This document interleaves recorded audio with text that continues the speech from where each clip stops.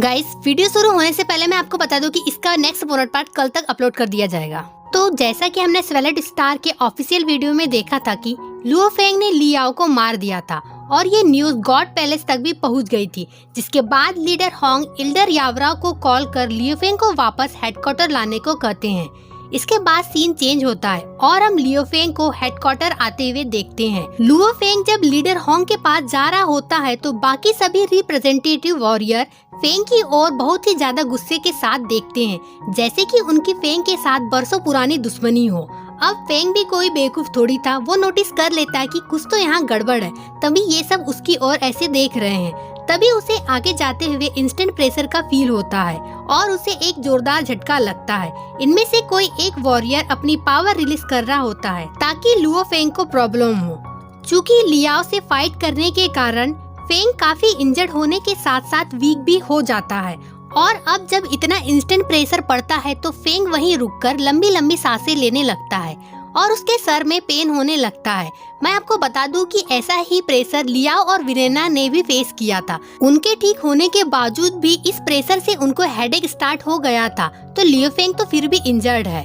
Feng को हाँफते हुए देख इल्डर यावराव और वेलिडमिर भी समझ जाते हैं कि कोई लियो फेंग पर अपनी प्रेशर रिलीज कर रहा है और वो वॉरियर्स की ओर देखने लगते हैं। तभी वहाँ लीडर होंग आ जाते हैं और वे भी लियो फेंग को इस तरीके से देख अपनी पावर रिलीज करते हैं। लीडर होंग की पावर वे इतनी स्ट्रांग होती है कि वहाँ पास में टेबल में रखा ग्लास भी टूट जाता है।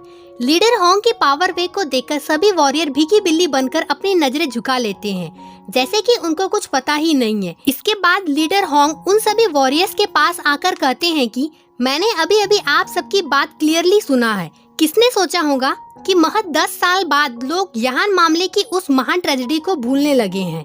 ये सुनकर वहाँ मौजूद कई वॉरियर्स के चेहरे फीके पड़ गए। तब लीडर होंग उन्हें पास की उस ट्रेजेडी के बारे में बताते हैं और हम फ्लैशबैक में देखते हैं कि यह मैटर तब का है जब लीडर होंग ने एक रिप्रेजेंटेटिव वॉरियर याहान को गुस्से से मारा था। और वो बताते हैं कि सिर्फ वो ही नहीं, इस अर्थ पर थंडर गॉड भी एक ऐसा फाइटर है जिसने एक रिप्रेजेंटेटिव वॉरियर को मार गिराया है। बेशक आज लुओ फेंग को उस रिप्रेजेंटेटिव लिस्ट में जोड़ा जाएगा।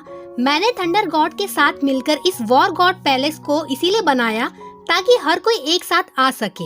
मैं उम्मीद करता हूँ कि कम से कम ह्यूमन एलाइट तो ह्यूमन सर्वाइवल में योगदान देगा। और वर्तमान की कंडीशन ऐसी है कि समुद्र में मॉन्स्टर की संख्या ह्यूमन के अकॉर्डिंग बहुत अधिक है। समुद्र में अनगिनत किंग लेवल के मॉन्स्टर है, जिनमें से 2 ग्रैंड एम्परर मॉन्स्टर है। लुओ फेंग ये सुनकर पूरी तरीके से शॉक्ड हो गया था कि समुद्र में 2 ग्रैंड एम्परर मॉन्स्टर है। हालांकि अदर वॉरियर्स को इससे कोई हैरानी नहीं होती, क्योंकि ये सभी इस बारे में पहले से ही जानते थे। इसके बाद लीडर होंग बोलते हैं कि अगर ऐसे ही हर कोई लियाओ की तरह हो जाए तो बहुत जल्द ह्यूमन और समुद्री मॉन्स्टर में लड़ाई स्टार्ट हो जाएगी। वो जमीन पर अब तक इसीलिए नहीं आए क्योंकि यहाँ मैं और थंडर गॉड है जो उन्हें खत्म कर देंगे। इसके बाद भी लीडर होंग कहते हैं कि मैं और थंडर गॉड आज भी लैंड पर सेट होने से डरते हैं और तुम हम पर हमेशा के लिए डिपेंड नहीं रह सकते। इसलिए हम सब जानते हैं कि ह्यूमन एकता सबसे पहले आता है। हम सब साथ मिलकर बड़े से बड़े मुसीबत को इजीली सॉल्व कर सकते हैं। लीडर होंग ये सब इसीलिए कह रहे होते हैं क्योंकि वहाँ मौजूद मोस्टली वॉरियर लुओ फेंग के इम्प्रूवमेंट को देखकर जेलस थे। इसके बाद होंग सभी को वार्न करते हुए कहते हैं कि अगर कोई अपने स्वार्थ के लिए ह्यूमन यूनिटी को डिस्ट्रॉय करता है तो मुझे और थंडर गॉड को उसे मारने में कोई तकलीफ नहीं होगी। होंग की वार्निंग सुनकर वहाँ खड़े किसी भी वॉरियर ने कुछ भी बोलने की हिम्मत नहीं की। इसके बाद होंग कहते हैं कि जहाँ तक लुओ फेंग के वेपन फ्लाइंग शटल की बात है तो उसे वह वेपन मैंने ही दिया था और उसे यह वेपन देकर मैंने कोई गलती नहीं किया क्योंकि वो इसे डिजर्व करता है।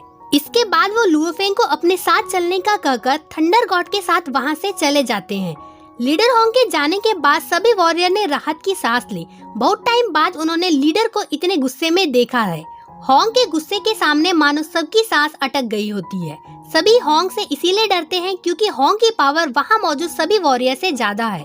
इसके बाद सीन चेंज होता है और हम लीडर होंग, थंडर गॉड और लुओ फेंग को खुली हवा में छत पर बैठे हुए देखते हैं, जहाँ थंडर गॉड लुओ फेंग से पूछते हैं कि तुमने केवल फ्लाइंग शटल की हेल्प से लियाओ जैसे रिप्रेजेंटेटिव वॉरियर को, जिसके पास लाइटनिंग जैसी खतरनाक पावर थी, को कैसे मारा?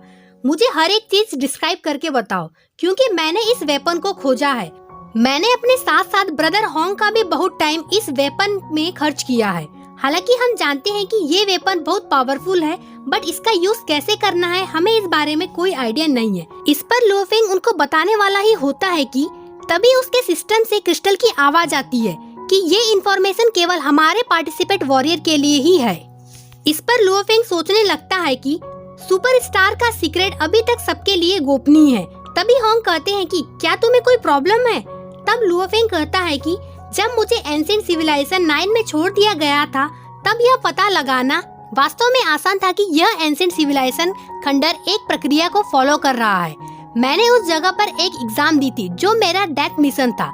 मिशन के दौरान मुझे स्पिरिट रीडर कंट्रोलर्स के लिए थोड़ा सा गाइडेंस मिला। वहाँ से मैंने फ्लाइंग शटल को चलाने के 2 तरीके सीखे, जिसमें से पहला अटैक करने का तरीका और दूसरा डिफेंस करने का तरीका था।